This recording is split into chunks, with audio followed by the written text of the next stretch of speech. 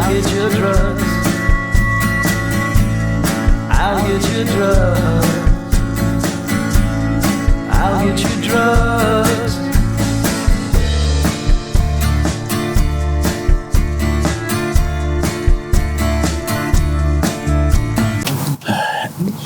Action. Okay. Aloha, everyone. Hey, if you have children, this might get a little inappropriate.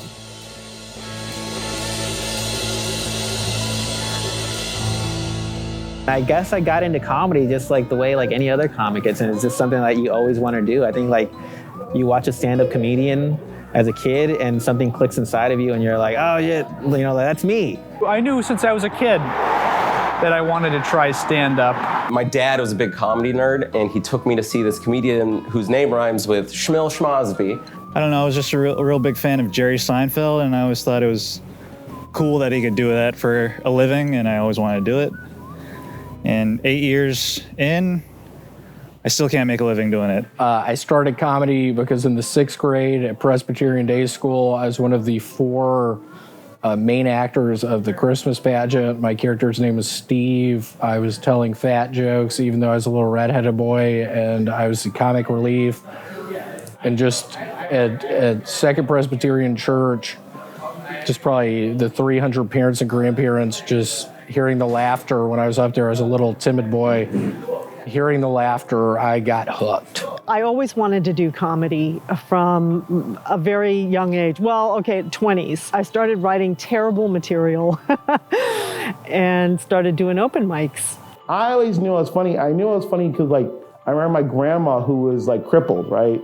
That's the medical term I'm using. And she was with her friends, and they're all upset because my grandma is, like, the matriarch in our community, or this part of our community. And these all these women gets upset. I knew I was funny, so I came in, I did a little dance, because black people do that. They bring you out and make a dance at 3 a.m. at the party, and then they don't call it abuse. You know what I mean? They just call it building character, right? And I came out, I did a dance, and then I remember my sweatpants, because I was fat, and those were my slacks, right? And I remember I spun around and I let my pants drop, like, and I did it like real, I like, oh no, right? And everyone's like, oh, then they were, I mean, I guess it was cool, but then this lady who I'm pretty sure wanted to touch me, so I'm a little kid dick, right? So it was like, you can edit that. No, don't edit it, keep it, right? Whatever, it's statute limitations, right? I'm 43, she's dead, right? So it comes through, and I remember the laughs I got, like, I just knew, like, I like being from an audience. And because my grandma said that I would either be, because I'm really talkative, but I always have a purpose because I'm black. You see the beard, I'm woke. And I'm here to help, right?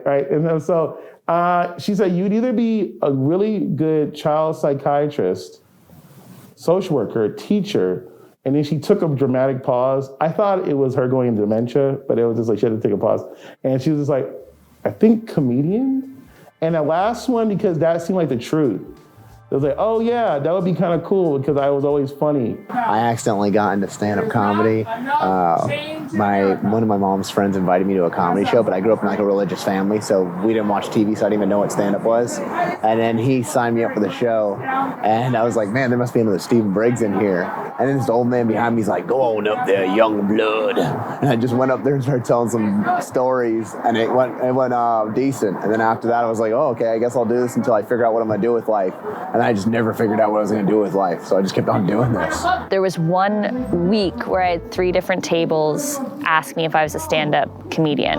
Now at this point, I was very jaded. I had been serving for so long, and I was like, I'll fucking kill all of you. So I just didn't care about being charming anymore. I'm 50 years old now. I started doing comedy. I was about 17 in Memphis, Tennessee. I was doing a show in a bar I wasn't even old enough to drink in, and then I went into the military for 9.5 years. I lost my entire sense of humor for the first 5. Then went to broadcasting school and started doing radio and TV, and then the comedy came back, and then I moved to Chicago and started to study at Second City and Improv Olympic in Chicago, and I've come to LA. I got a TV show right now on AMC called Sherman Showcase. I hit 10 years during quarantine. I don't know if that counts as an official anniversary or if the clock just stops on that. So I've been doing stand-up about 28 years now. I came to Los Angeles in 1992.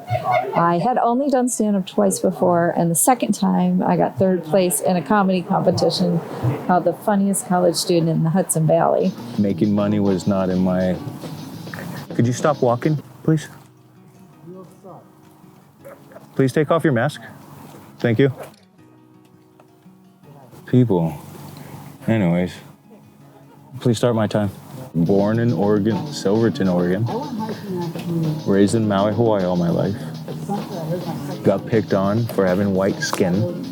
Being picked on and bullied, I deflected it with humor. And cut. Yeah, I was going to be an art teacher surrounded by children, but my father made mannequins, and my father was friends with Jamie Masada, who owned the Laugh Factory. One day he made these statues for the Long Beach, which is no longer existent. I got an internship at the Laugh Factory. Jamie Masada thought I was funny, and I've been struggling with it ever since. Went to college, went to pharmacy school, became a pharmacist, but then graduated and decided that career path is bullshit. Still doing it now. It's a nice way to pay the bills, but I love comedy. I was making people laugh while we were doing acid, which is probably a pretty good sign. And then someone's like, you should try stand-up. And then that just like echoed in my head. And I'm like, you know what? I'm gonna try it. So I did my first mic the day after that. And I was like, you know what? I like this. I'm gonna keep on doing it. I got started because I always knew that I was kind of funny just through my friends, but I was like, I don't know if I'm like stage funny. I got into comedy when I was 22 years old and I was living in New York City. I had a friend literally walk up to me and say, hey Max, I think you're funny. I crushed the first time I went up on stage and didn't look back. I had a friend back in the day.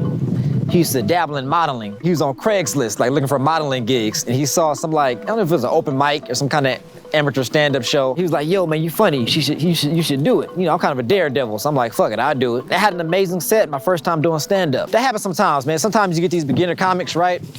And then they have a bunch of family and shit come to their sets and everybody's laughing, but that's because the family knows the story they're talking about. So it's kind of cheating, you know what I mean? So I don't know if I would have killed or not without my family there, but I killed that set.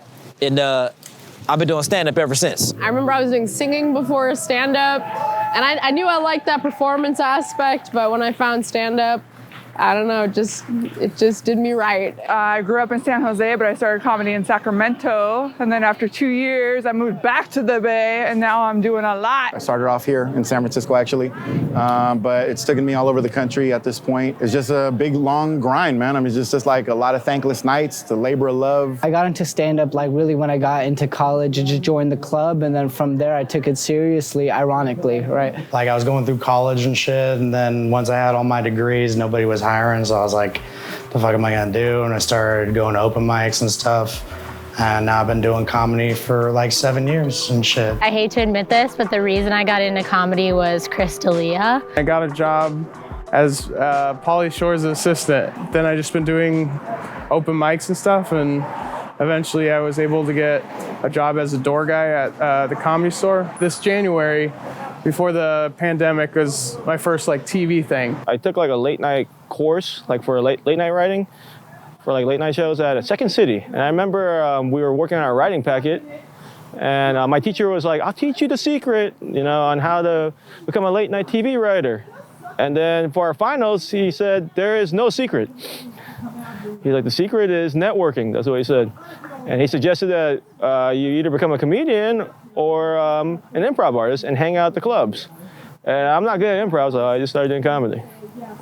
So that's what happened right there. When I was 15 years old, I had my parents shove Adderall down my throat. I know what it's like to go hungry. I was a hooker on the street and a drug dealer. Intimacy and touch and comedy and laughter are cornerstones of life. We don't go to the grave with money, but what we do go to the grave with is the experiences that we bring forth with that and the people that we touch in the process of us going from life to death. My life became such a joke that I decided to let everybody else in on the joke. The first set that I ever did was because my car was towed and I literally had nowhere else to go but the comedy clubs. You just kind of hit rock bottom and find out you're not good at anything else. So you just fall into it, I guess. I think there's a lot of people. I fell into stand-up comedy. So I got tired tired of writing songs that shit on people.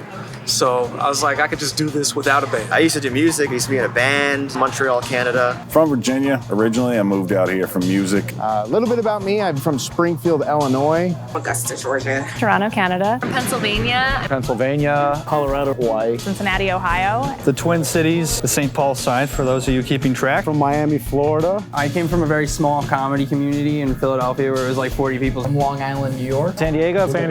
Long Beach Island, New Jersey. Ship Bottom, to be specific. New Orleans. Virginia, actually. Palos Verdes, California. Originally from Albany, New York, where I got started working at the Comedy Works. To me, doing comedy in the United States, like the karate guy who wants to learn his martial arts and going to Japan, man. This is my dream of being here since I was a teenager. I've been doing comedy since I was a kid, like since I was in high school, putting on videos and shit like that. Paul Danke told me what the light was after I'd been booking comedy for a year and a half. So yeah, I learned that one late too. This is show business, all right? Figure it out. This has been a very, very weird 5 months so far, and it's only getting weirder. We're either at the middle, late middle, or early middle of the tragedy.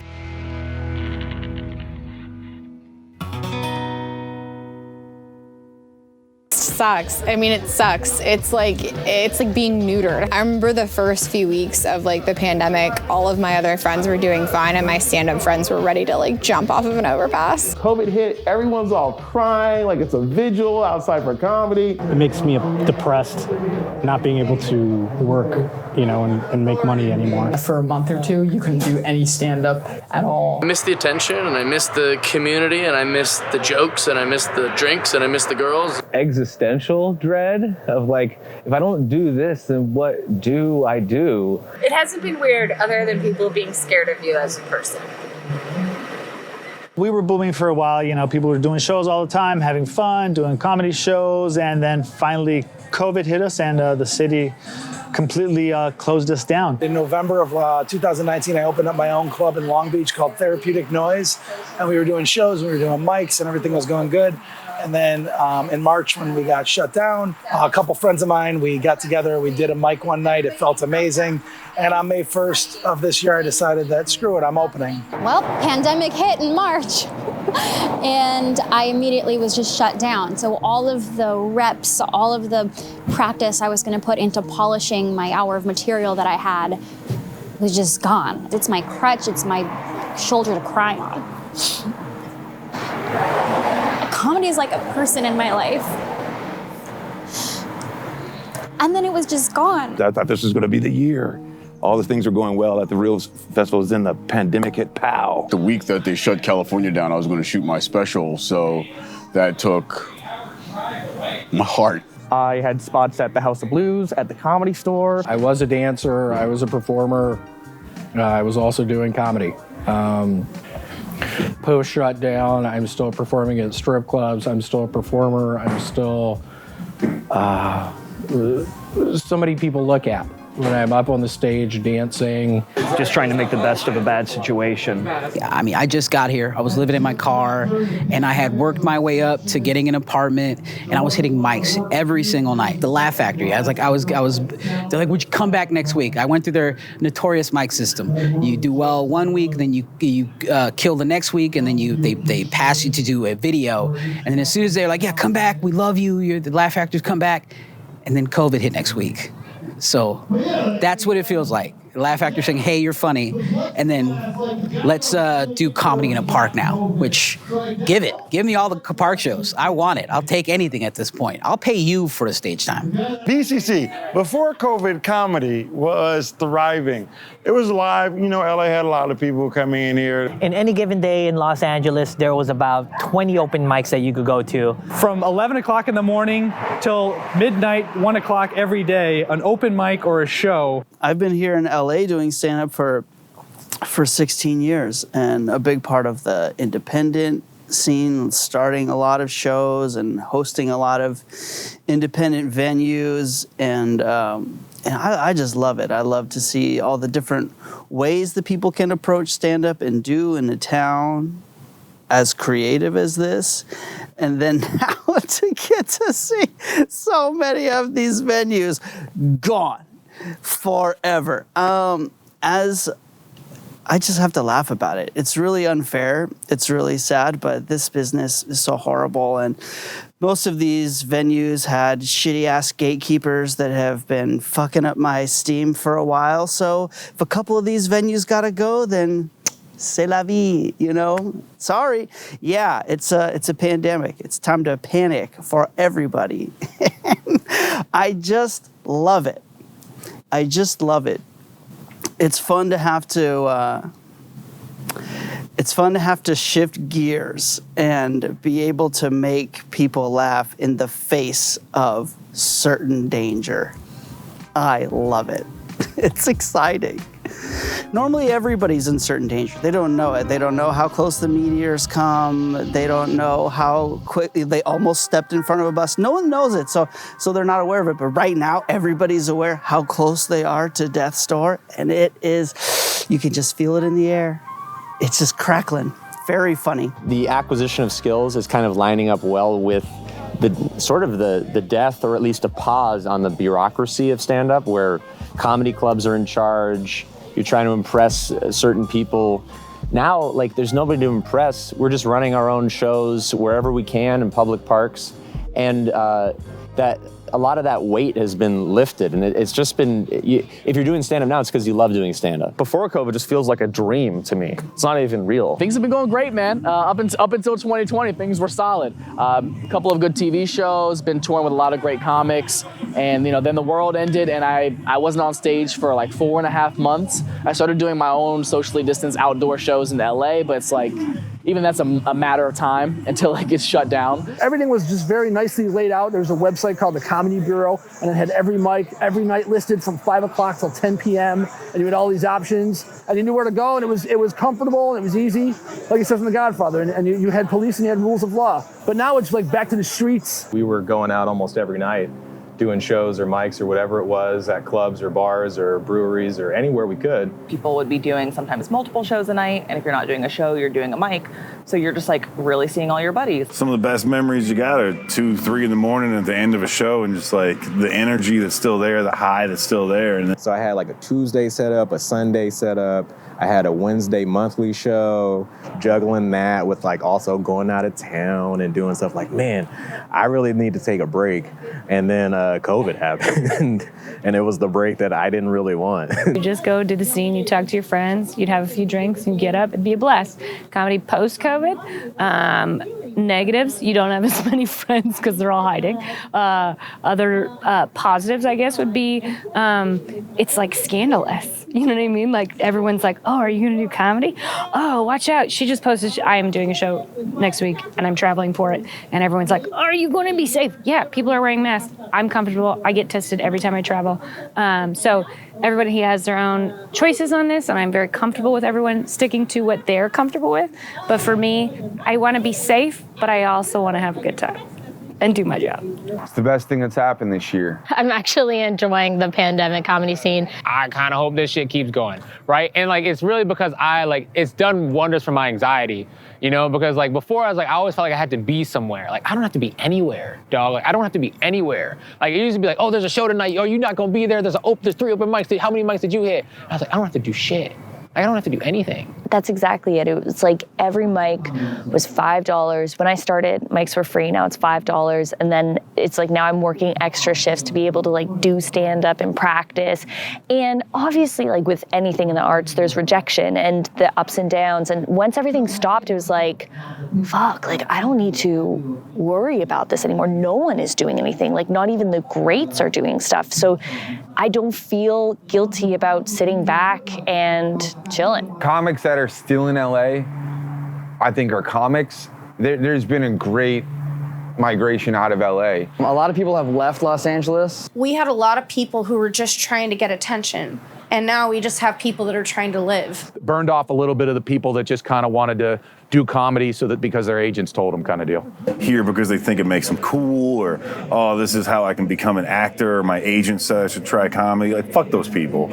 And hopefully it's caused them to quit. Real comedy wins in this environment, and it's great to be a part of. A lot of the bullshit is gone. A lot of the people that were only around to be cool and wear a cool jacket and, you know, drink beer with their heroes, those people all went back to Idaho, you know? So what's going on now, I think, is purer. It's better. It's probably only 6 weeks from being terrible again, but right now there are real workers and there are real crushers that are getting out and they're honing their craft. It's diehards and people that can't live without it. It lost a lot of comics. A lot of people who are trying comedy are just like, maybe they're at home, they're nervous. So comedy's diminished completely to this, now it's punk rock and crazy. And it's not like, oh, it's gotta be in a box. It has to be in this room, perfectly designed with the perfect acoustics, and we'll have light candlelight. No, we're on a city street right now, and this is what's happening, and this is comedy. And comedy now is what comedies always should have been. You need to we'll just do it. We're making people laugh. It should always been a show on a street corner where it's like the four funny dudes and you go around and you listen and they just fucking rip on everybody. Maybe they do a roast because they roast people as they walk up. That's comedy. Nobody cared about nothing before this. Why are they acting like they care now? People really don't care. People are selfish, you know what I'm saying? That's human nature, you know what I'm saying? Deal with it. We're doing all right. We've got 4 mics a week, which some places, that's just what they have all the time. So considering it's during a pandemic, it's not too bad. You got to get up multiple times a night, and then everybody was hit with this, hey, you're gonna get up or do comedy maybe once to twice a week. Comedy pre-COVID, boring. We were allowed to be doing comedy. What's more boring than being given permission? But post-COVID, it was illegal. So we were just breaking the law. Yeah, I was one of the motherfuckers still doing stand-up when I wasn't supposed to be. It's scattered, it's a little more fringe. Like, obviously, tonight's mic, it's like on the side of a street. You might be able to hear some cars going by. But I think people are just trying to make it work to the best of their ability, and I mean, this was a terrible year for everyone, but also for people who do live entertainment, that's the whole industry. Just streamline things for people who knew where they wanted to go. Comedy is like, you just got to kind of adapt and overcome. And right now it's like Zoom shows and outside shows. Now we have this. We hang out outside the Punchline and shoot the shit on Sundays. You don't always have to be positive either. I mean, there's nothing wrong with being fucking negative sometimes. Shit sucks. Like, I'm not going to be like, oh, it's so great. It's like, no, it's not fucking great. It sucks, you know? And there's a lot of people who only make their money doing comedy. I was like looking forward to the year. I had a whole tour for the whole year slated. I went through the first 2 months of it. Then COVID came. The tour was completely scrapped. I miss everything terribly. I miss seeing all my comic friends and hugging everybody at shows and just seeing people's laughing faces like that. You know, does a lot for your psychology when you're a comic. Just feeling like people are at peace and at ease and laughing. People that are out now are the people that really want to do this. That's what brought me here today, is the creativity of the producers that actually were finding a way to keep the art form alive.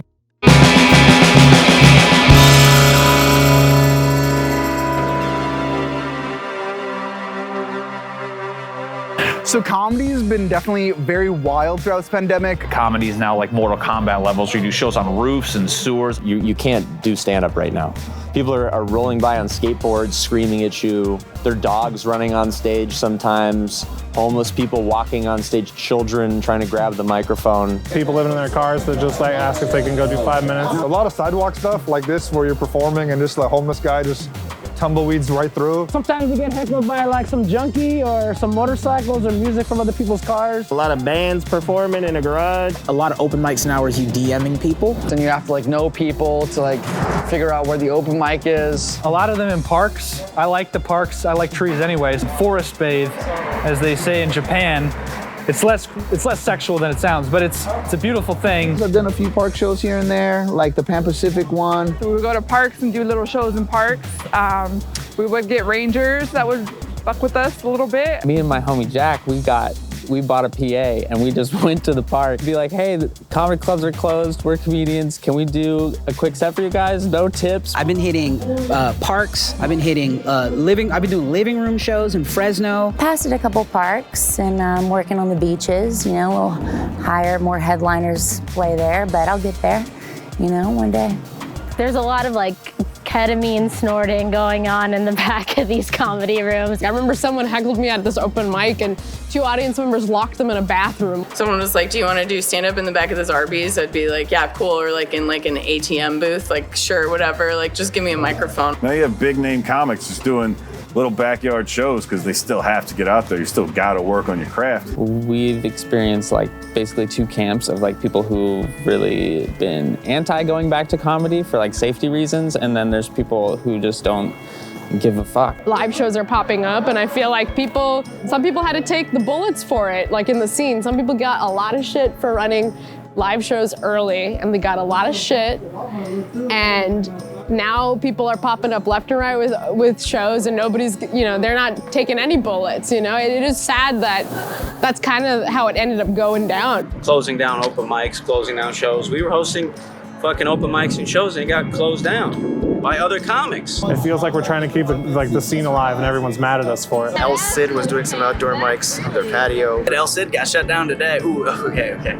A certain bar show got shut down today. I was too successful and I got venues shut down. Sorry, Robin Hood. Sorry, El Cid. The city grants you a permit called Dining Al Fresco, and it specifically says in the permit, no DJs, no live music, and no live comedy, because they clump them all together. They don't know that there's a difference. Before I did the show here, I spoke with the owner, who's my buddy, and I was like, hey man, like, are you sure you want to proceed with this? He was like, let's just do it, you know, at the end of the fucking show. The guy came, it's honestly, it's such a fucking shame. Like, you gotta think about this, bro. Like, your life's fucking work. Your life's fucking work. Like, the thing that gets you up in the morning is suddenly stripped from you. Like, what the fuck? It's been rock and roll, man. It's real, it's alive. It's the people who want to do it are doing it. People are sort of saying like, fuck this, we're gonna do it ourselves. Whoever says that you shouldn't be doing comedy, it's been this way the whole time. They always try to stop something like this. There's one on the ocean down like south of Santa Monica that Mary Romeo runs. My roommate and I, she's also from Pennsylvania, she's my best friend.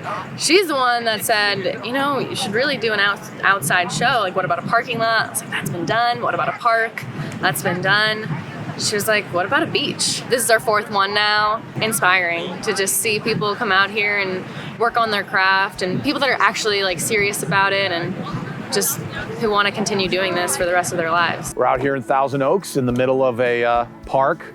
They made an amphitheater just so that people that hate themselves can tell the world that. I live out here and I knew this was the perfect place. We're all working together to try and get this going again. A thin veneer of normalcy that's starting to kind of drift and fall on all of us again. Perform comedy at the psych ward. The roof in Koreatown. In a garden like this, I've done shows on the patio of some restaurants, bars. I've done shows in the middle of the street, softball fields, parking lot. Birthday party in a barn in Salinas for a bunch of cowboys that turned out to be swingers. Did like an alleyway show. Oh wait, that was a porn set. There's been alleyways, parking lots, set up an amp, compete with the freeway traffic behind us. Clown House on Friday nights, and that is such a trip because it is nothing but clown memorabilia. Just wall-to-wall clowns, and I have so many friends who I could never bring there. Somebody said there was a living room circuit. We've been doing some secret living room mics too. I've literally performed in people's living rooms and people's apartments. The area to get to literally one apartment to the next, like they're just throwing shows anywhere. They're just putting a mic down in the street, like in trucks. I've been on a truck. In fact, I got to do a drive-in movie theater in a couple of days. You yelling out a fucking window to the people just sitting literally on the street where cars are supposed to be parked. I went up in the window at the Comedy Store a few times when we were still allowed to do that, which was the worst. We are underground again in LA. It's like Prohibition. You meet in the parking lot, you hike up to the place. Shout out Jessica Lee Foster, by the way, freaking great. Parking spaces, you probably get 20, 30 people there. I've been going to San Diego. The comedy clubs in San Diego, they're doing open mics on the sidewalk because they can't be open. The American Comedy Club, after our open mic, they were the first club to kind of make a stance and say, hey, we're going to open back up. We're going to find a way to do this. Happy to be part of the American Comedy Company protest shows. The technical format of a protest show is that we have to say protest in the title of the show, Also, people come out here with protest signs, things that upset them, things that they want to protest against. Some things we've had protest against are the Astros baseball team, Fat Thor, and all of the new regulations set forth. Great couple of weeks out here in the new American Comedy Company Brick Room, or Sidewalk as some people call it. It's a lot of fun. We've been open since Memorial Day weekend. We haven't had any tracebacks to us. We have adopted all protocols set forth by the county and city to follow to operate safely. We even now disinfect the microphones and equipment in between each performer like we're at a strip club. It's your choice if you want to risk it or if you don't want to risk it. You're coming to a place, if you're gonna go back home with your grandparents and kids and stuff like that, don't come. If you feel that you're good, you're healthy, you got healthy people around you, come on out and have some fun and just stay safe, basically. It's not that serious to me. My health, I got a compromised immune system, so I can't really go to an open mic with a bunch of people who weren't like the cleanest before COVID, so I don't know if they've changed that now. A lot of the comics want to hug. I'm like, I don't want to hug you even if there isn't COVID. I had to be really selective about the outdoor shows that I had to do because I am living with a population that's considered high risk, aka my parents that were visiting from Asia. They were supposed to leave in March and they've been with me ever since because the Rona kind of barreled over everybody's travel plans. And so, in addition to them and my son, I can't be, especially as the one person that's able-bodied, has a license, I'm basically their bitch, so I can't really afford to get sick.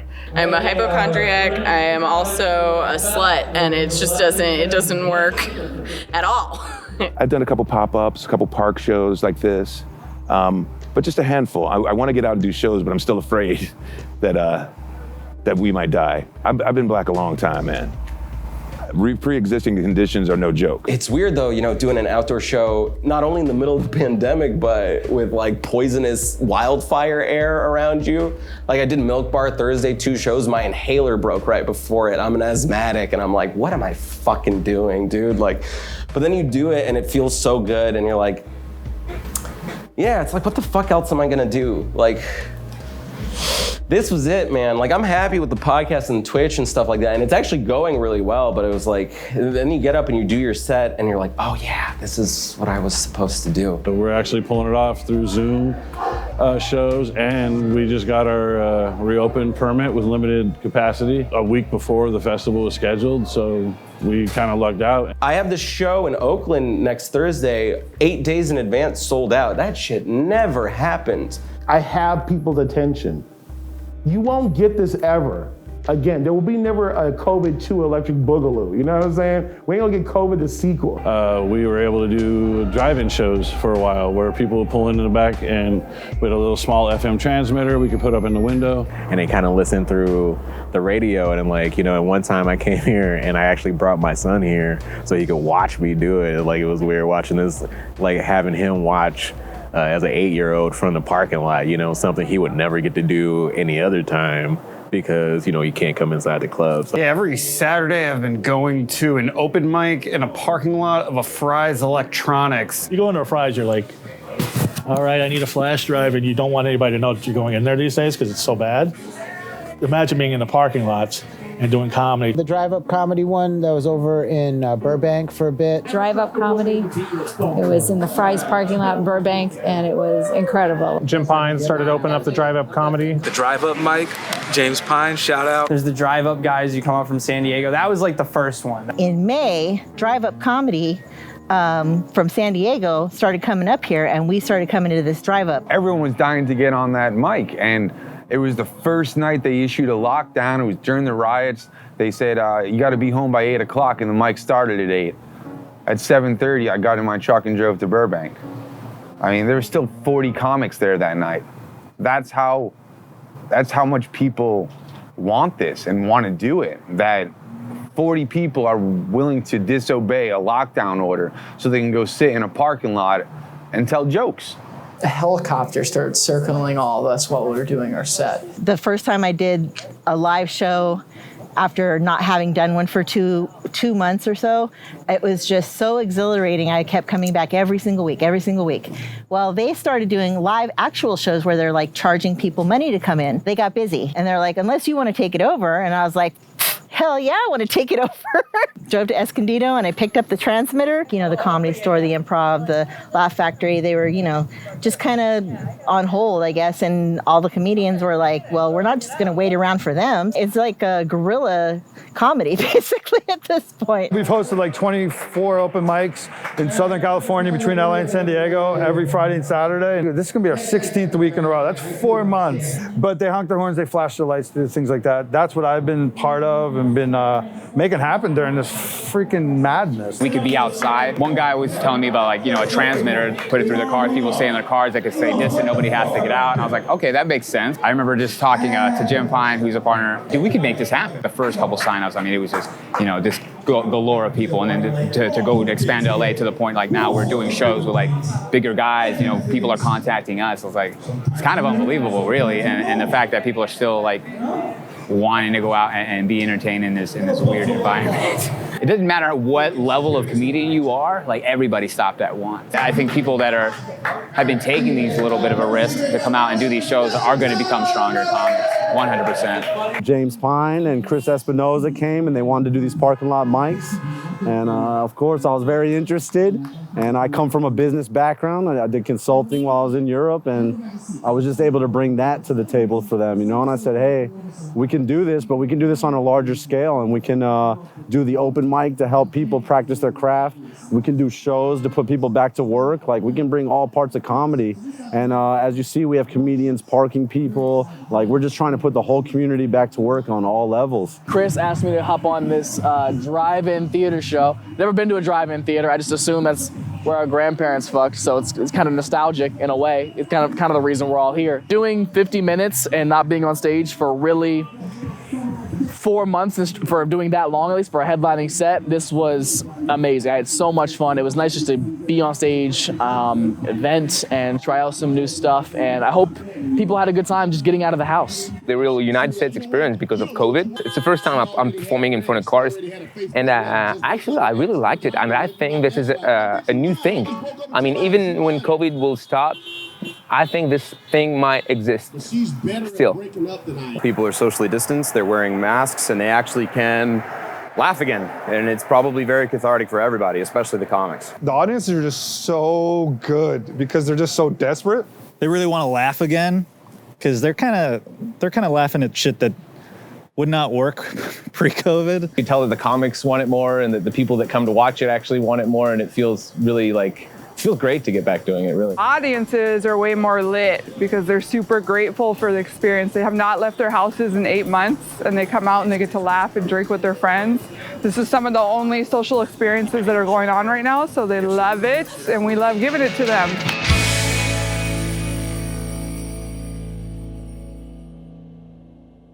But anything Zoom is not good. You know, Zoom birthday parties, Zoom classes, nothing is good about Zoom. And it's weird because you actually get paid in Zoom shows because they're so bad, you know? I've gotten paid more on virtual shows than I have on live shows. It doesn't happen on the internet, ever. If it does, it sucks when it happens on the internet because the internet sucks. It's not real life. For me personally, it's an insincere way of doing comedy. To lag on a laugh, it just doesn't, it's definitely not for me. Lagter. That's a good pun, yeah. No lag, you know what I mean? Like, there's nothing like real-time laughter. Internet lag, there's delayed laughs. By the time they were laughing, I was already doing a joke, so it was almost like being heckled by laughs. And what's happening in their living room isn't happening in yours and vice versa, so all of a sudden you're not sharing an experience anymore. You're kind of just watching the same TV show almost. It's like FaceTiming with your friends. And at its worst, you're basically at a job you don't like trying to make shitty coworkers laugh. I think it's fun that I got to do comedy from my bed. Like, that was nice. But I need to hear people. I need to know if I'm crossing the line, if it's funny, if it's not. It's the only way I can gauge my set. Typically, I'm in my underwears. I just put a shirt on. I just jerk off just right before. You see motherfuckers in their socks, like wrapped up in their bed trying to tell jokes. Fuck that. I need you to unmute those damn mics, tell the kids to shut up, go in the room, turn off your TV, put a muzzle on that dog, and turn the volume up on your mute. You don't get that through a computer screen. Sitting in your house disconnected from everybody. You know, it's soulless. You're just talking to the ethers. To no one. In a vacuum. Screaming at my laptop. Like, if you're even poor, which most comics are, we fucking don't have great internet. It's like Diet Diet Coke. It's like Diet Coke versus regular Coke. It'd be like going to an ice rink without skates and trying to go around with your shoes. It's like the difference between field hockey and ice hockey. Zoom mics are support meetings for premenopausal women. Felt like I was in a group, like a support therapy group, so I haven't done another one since that. Comedy with a rubber on. It's pretty good, but it's not really the real thing. It's kind of like jacking off to yourself in front of the mirror versus actually having sex. Caught dating a fat chick in public. All right? Nobody wants to be caught doing Zoom, but it's like, it's what we got. Kind of like methadone to heroin. Zoom is methadone. Some people are cool getting off of heroin with methadone. For some people, it doesn't work. Boring. I need to talk. And what I say may be funny. So if you hear it and you laugh, I gave you what you needed. I got what I needed. Don't matter how I got it. If I'm on Zoom, Facebook, IG, Twitter, it's just a camera, and it's honestly just you in the first place before you get on stage anyway. It's only you. And you don't even get to see them people. You don't even know them people. You're worried about if them people gonna laugh at you or laugh with you. You don't even know them people. That ain't your business. You're supposed to laugh at yourself. You see a lot of people's kitchens. You get a feel for a lot of people's living rooms. Like TV in the sense of like it's a set. Like you could bring in stuff from the outside. All these fools that have never thought about framing or lighting or how to like properly dress themselves. They're shooting their shit at weird, terrible angles. I'm like, look, bro, you already weren't that funny, okay? You've got a dumpy personality and a bad sense of fashion. Now also you're coupling that with your poor sense of lighting and background design. And guess what? Get the fuck out of town, all right? You figure it out. And if you don't figure it out, then why are you a comic? Set up a podcast, a proper one. Look, I'm in a studio. These rest of these losers, they do it in their goddamn bathroom, you know what I'm saying? With like the egg crate. From your bathtub, which I thought was weird, but you know, beggars can't be choosers right now. I did one on the toilet, and I felt like I was probably pushing some boundaries there. I got a real studio. I work with this biracial kid, you know what I'm saying? Like, look at him, this Band-Aid colored kid, you know what I mean? Looks like a Teletubby. He's like my producer. I got working in a real studio. I do a web show. Shut up. Be quiet. I only perform for real people. It's like, oh yeah, well, you know what? That doesn't exist anymore. All right? Your Princess Leia quacking about her childhood planet. That shit is blown up. It's done. Now you need to run this ragtag group of misfits. Did you like the show? And it's like 13 people like, you know, in their kitchen, right? Going through a divorce, right? And they're sitting there and they're like, give money, what's your Venmo? And everyone's screaming it out like hookers trying to get a John on a Friday. You get the fix of comedy. It's not the same thing. You know what I'm saying? I think here it is.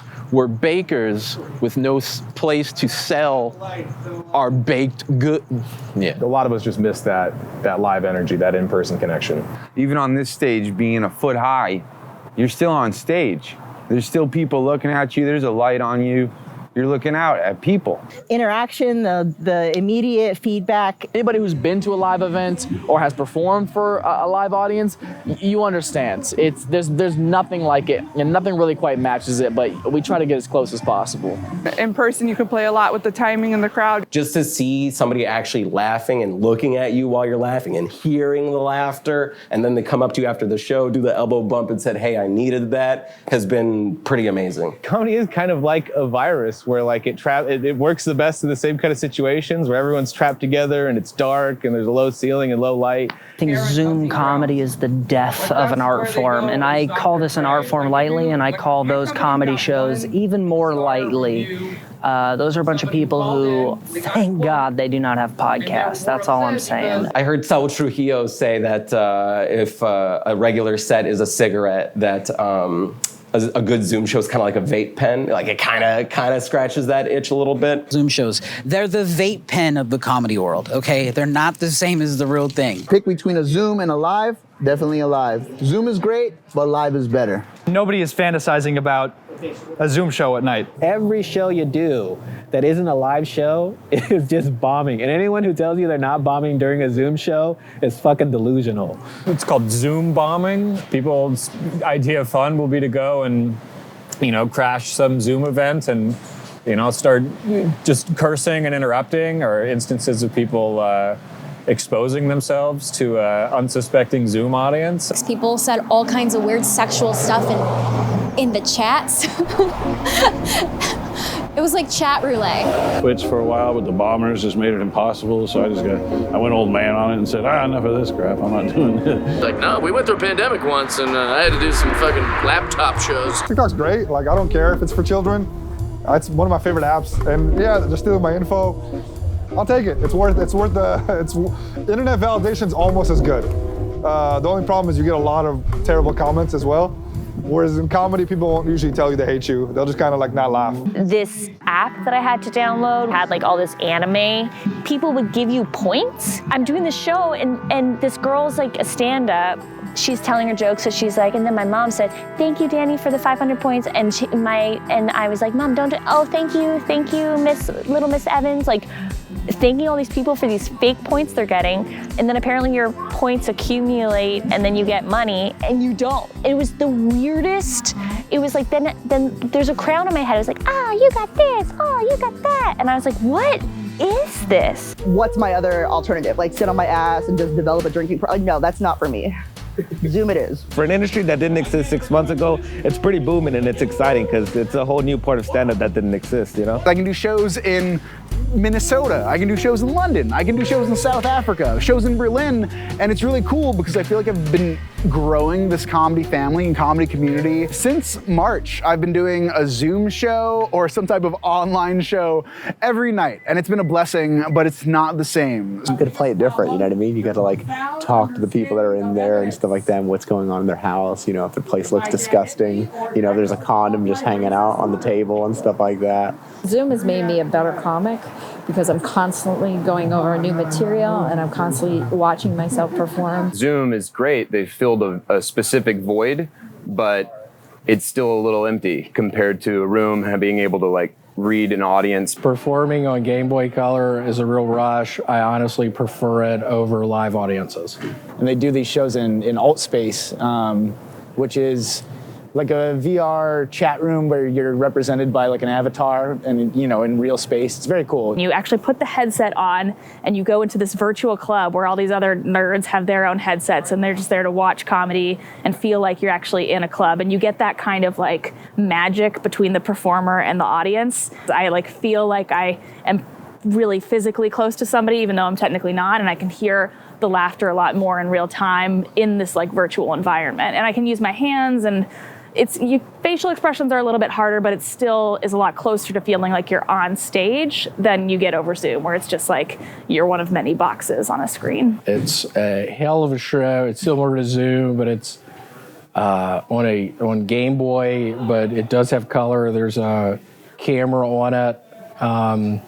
Really exciting these days. It's crazy how technology has evolved. So getting back to a live show, even though it's beeping, you're still getting the connection. And that's what humanity is about. Humanity is about connection. If COVID has ruptured anything, it hasn't ruptured a way of life, it's ruptured the human connection.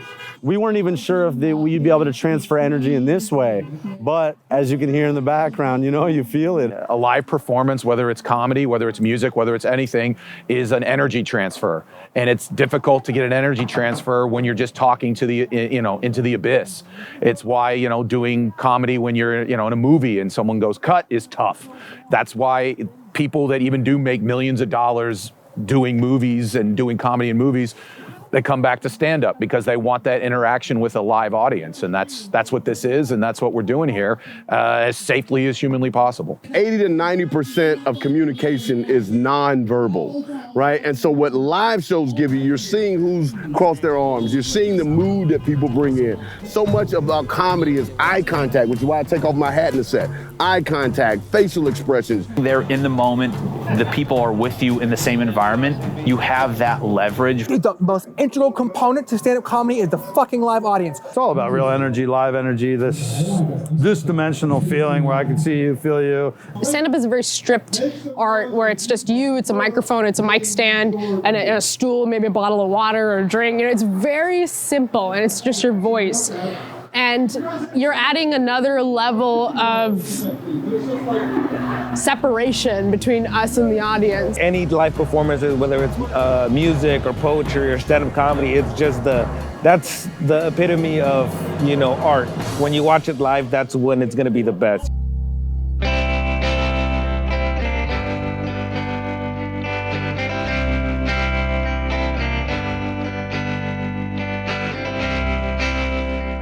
I think this is a perfect excuse for a lot of people to quit comedy. And no, I don't fault you for it. Like, oh, I couldn't get booked in 6 months. Sure, in 6 years on COVID. Perfect opportunity to bow out gracefully. Do you want to be a comedian, or do you really want to be a comedian? Or do you want to do something else? You know, you're born a comedian, you know, and if being a comedian is an effort, maybe you're not a comedian. Comedians are like the cockroaches of the earth. Like, no matter what happens, we could have bombs going off, wars, we could have presidents dying, COVID, it doesn't matter. We're still gonna be the people that come out and keep doing comedy. I gotta tell my fucking titty joke before the aliens come. I don't care if the world ends, I'm still trying to do comedy, and I don't give a fuck if I'm getting paid for it either. I just want to do it. Like, a lot of these shows not even getting paid, but I'd rather be helping people on the inside. The one thing that was giving me confidence is just fucking gone. And if I don't do this shit, then I'll become a fatalist. You know, then I'll probably just like self-combust if I don't do this. So I got to do it. I feel like nature gave me an out, and I would have been crazy not to take it. Nobody would have blamed me to leave, but I stuck by because I feel like it does like fill a little hole inside me, you know? This is one of the few things I'm really good at, and I love doing it. This is something that I actually give a damn to get better at. It just became part of my identity, and now it's like you don't question doing the thing that you identify with. Everything that sort of like makes an identity for me is now gone. And so you want it, so you get the opportunity to do a comedy show, to do what you love, something that you used to do every single night, you're gonna take it. It's the love of the game. I love comedy. The thing that keeps me going on whether it be Game Boy Color or Zoom or what have you is I think our Lord and Savior Jesus Christ. All comedians are narcissists. We want to get on a stage. We want immediate gratification for the things we're saying.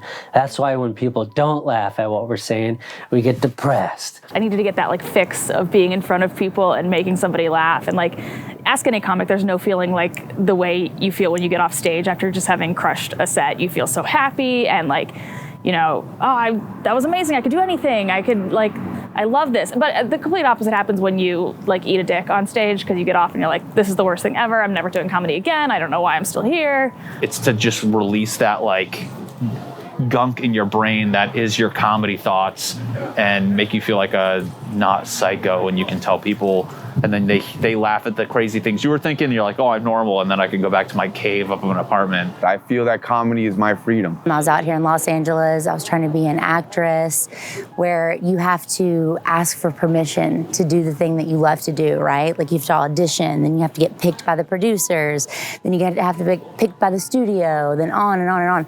With comedy, it's none of that. Like you just go up, you take the mic, and the day that you start doing that is the day you become a comedian. And for me, that was so freeing. And I think that's why I keep doing it, even though we don't get paid a lot.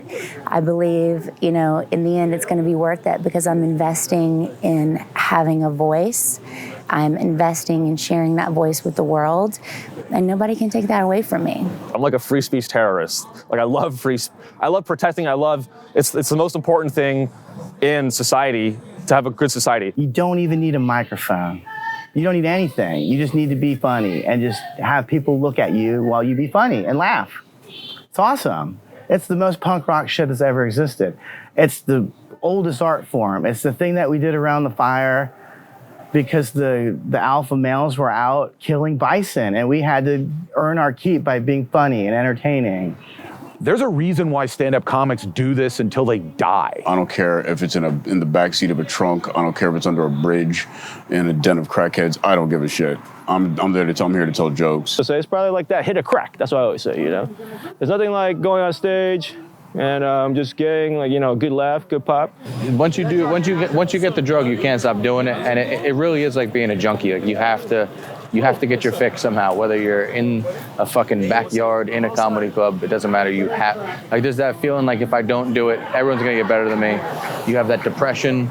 You can't take a year off developing a skill set. You have to keep on greasing the groove and working on it. And the only way to do it right now is at these outdoor shows. If other people are doing it and I take a year off without getting on stage and telling jokes, I'm not going to be telling jokes in my apartment.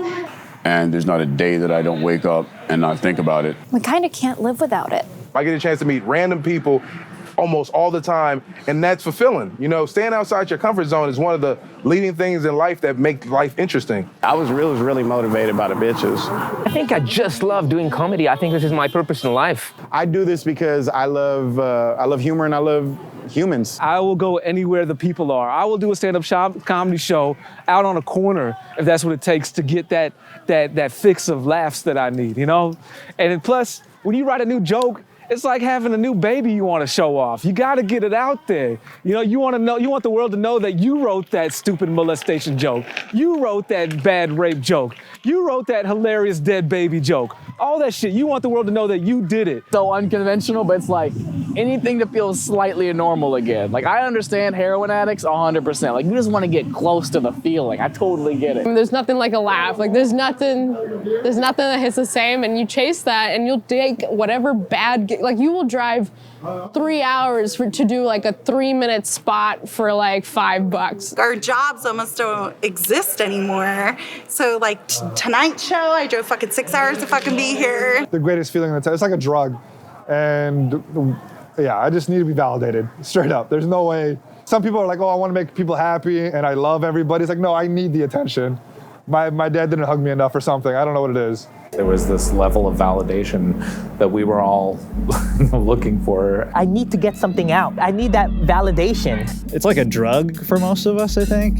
It's not something you can buy, but We do this. We keep showing up because we're chasing the comedy dragon. You'll never get that first high again. And that feeling of just getting to be up there, and it's so dynamic, and all of the eyes are on you. It's just magic. And you know, you chase that forever. What does a heroin addict do? They chase the dragon. We're doing the same thing. We're chasing the dragon. Comedy, it's like drugs. You know, when you get people laughing, there's an extreme high from that. Frankly, I feel a bit like I'm running a needle exchange program in Portland, Oregon, because people are going to do heroin whether or not you provide a safe place and a safe way to do it. The line between practicing stand-up comedy alone in your house, yelling at the walls, and schizophrenia is very thin. Without comedy, we're not able to show each other that even the darkest times in life can be funny as fuck. The biggest thing in our lives is just when other people's lives suck now. That's all we cling to, is just other people's misfortune. I'm providing a space for people to really get shit off their chest or to feel, heard. And so I think it's kind of a service now. It's like a therapy session. San Diego can't afford therapy, so this is the only therapy that they get. They get to come on stage for 3 minutes, talk about their problems while people listen. The live performance has this element of antidepressant for many people. This is as much of a mental health thing as anything, just being able to get out here and do these mics. It's the need to be funny for an audience. The need to be funny is the only thing that can keep you going in a situation like this. I know a lot of comics that haven't done time in 4 or 5 months. And I don't know how they're dealing. They're taking that out on people. You know, this random strangers. I don't think that's fair. You know, hey, I got this joke for you guys. Hey, wait a minute. No, sorry. You get addicted. You're addicted to, attention and making people laugh, getting that, new joke that works well, and and it just hits and you get the laugh. It's utterly addicting. Whole lifestyle has changed around it. It has become it. For the addicts, basically. If you're really addicted to stand-up comedy or you're just somewhat mentally unbalanced and you don't give a shit about your personal safety, people still want to do shows. People still have a desperate need to perform because some people don't have those outlets in their lives, and especially comedians, we're all kind of troubled and we feel like we need to say what we want to say. You remember your losses way more than your wins. And we still keep doing it, man. We still keep doing it. And even during this pandemic, it's like we'll take precautions, but we gotta eat shit. We're gonna eat shit. We're gonna do it, man. If you love something, you would do it for free. Actually, most LA comics, if you're not on top yet, you're probably paying to do comedy. You're actually losing in terms of economical setting and things like that.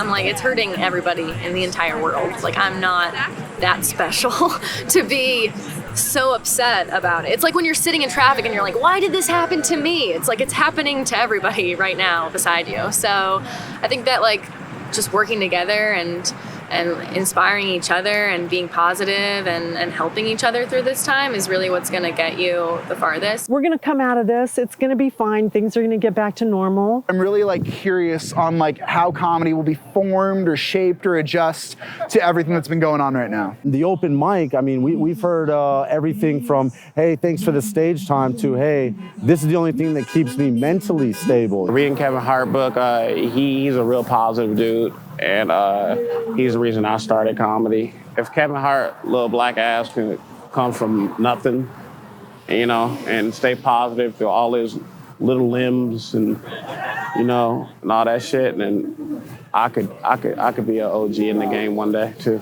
Comedy's my way of getting my message, whatever that message is, out to the universe, right? And so even though it's changed, even though comedy has changed and the world has changed, the passion and the message has not. And so that message is always driving me. And I feel like, look, if any of us are still here, we still got a message we got to get out. So we still got to push it.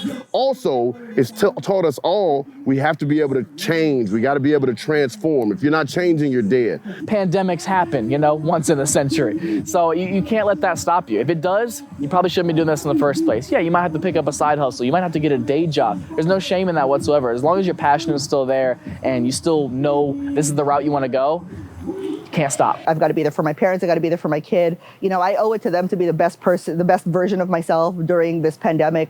You know, not somebody that sort of succumbed to it and, you know, used it as an excuse to just sit around and like ponder my existence. Like, I don't have time. There's shit to do. There's people that need laughter. Like, let's get it. My wife she really kicked in when lockdown really became a real thing. And March 12th was when we had to shut down. She's the one who kept the torch going, really. She just picked it up and kept running with it. And every time I'd be down, she'd be like, take a look around. She'd be like, remind what we built. I'm just trying to stay afloat and trying to keep this place open. Again, not making any money off of it, but, you know, just doing it for the love of comedy and, you know, having all you people up around here and hang out. All artists are really just trying to survive. People are putting out merch. People are putting out, you know, their material. They're selling it online. I love stand-up. I love just doing it past making money. I like actually having something to say, giving people something to think about other than what's going on in the world.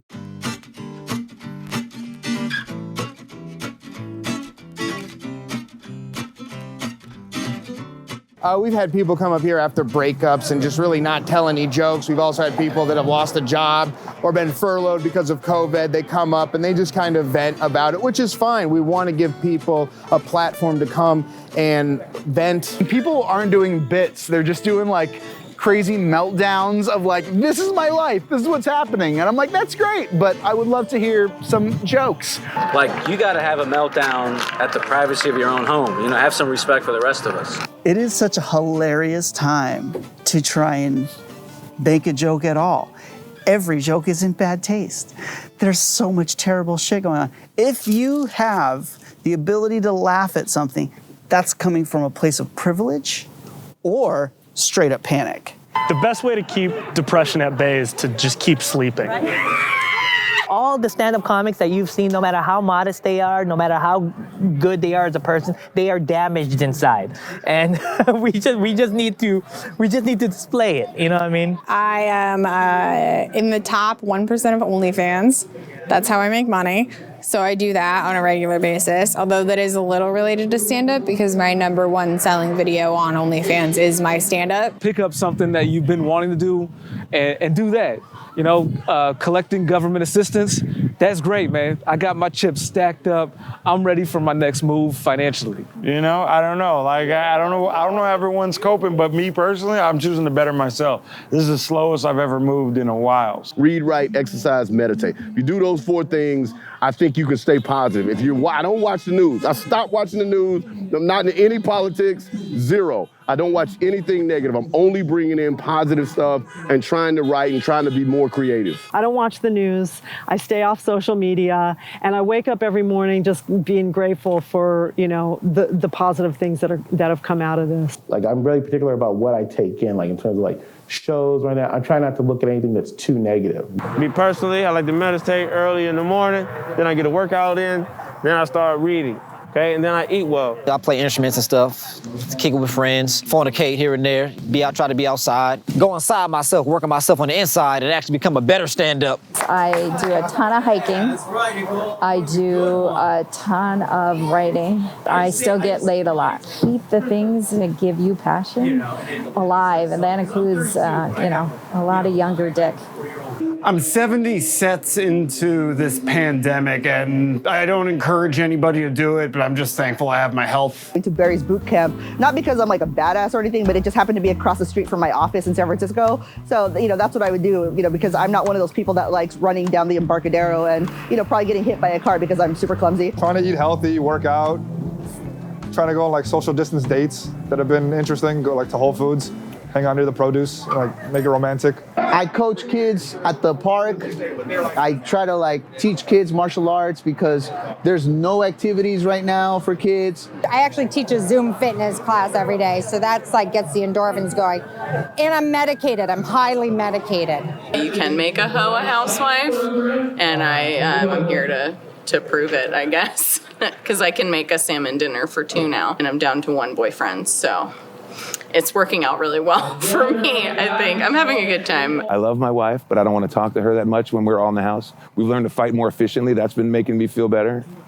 It's a much more positive fighting environment because no one can leave and there's no fear of someone leaving. I'm not doing anything outside of comedy. I don't leave my apartment, and to have friends to fall back on, it's just making this experience a lot easier.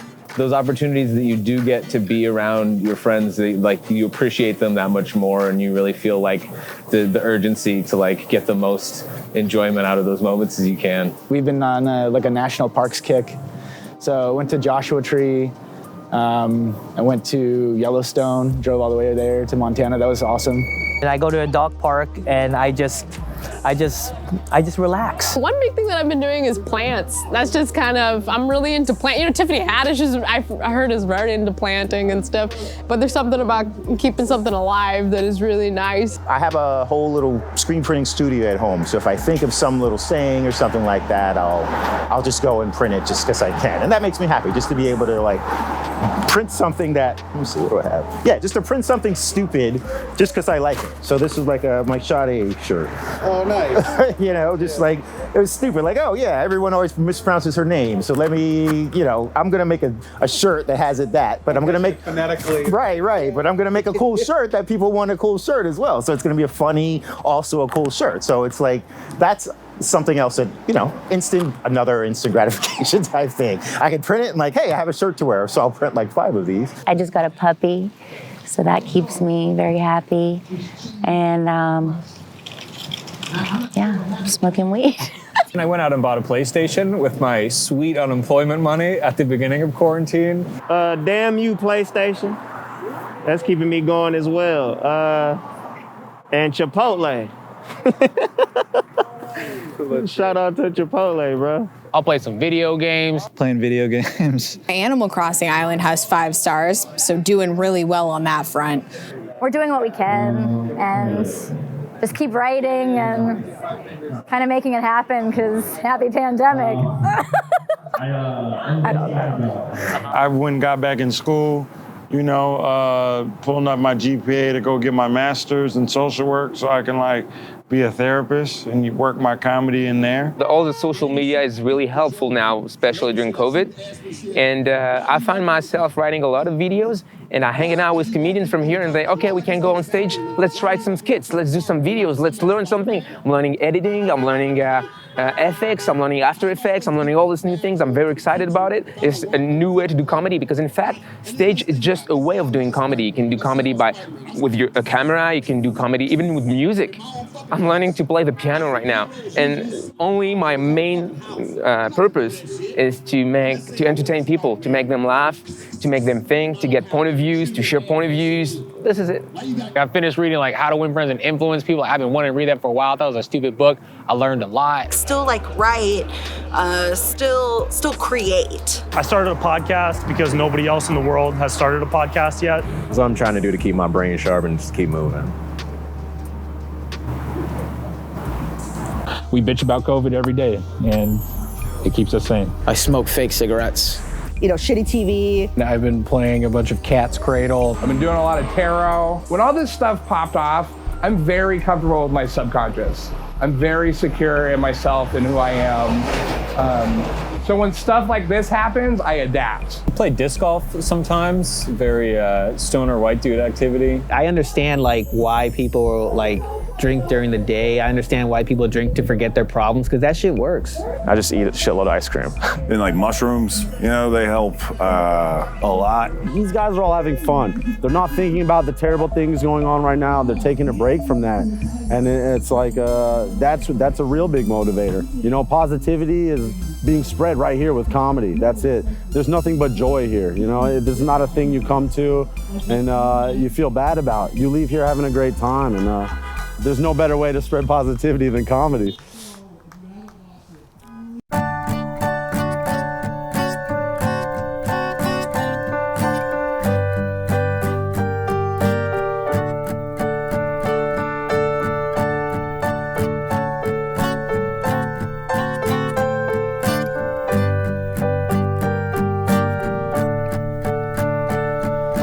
If there were a way to ease your mind, baby, if I could, surely I would.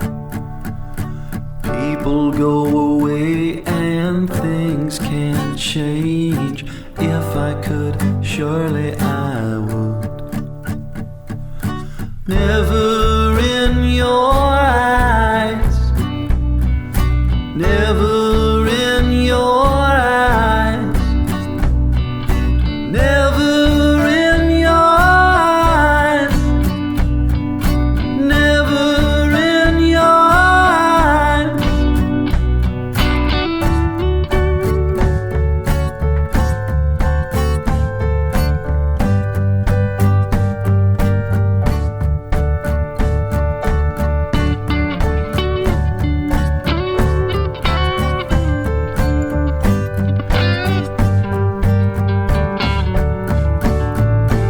You could go away and leave me, baby. You know I believe in your freedom.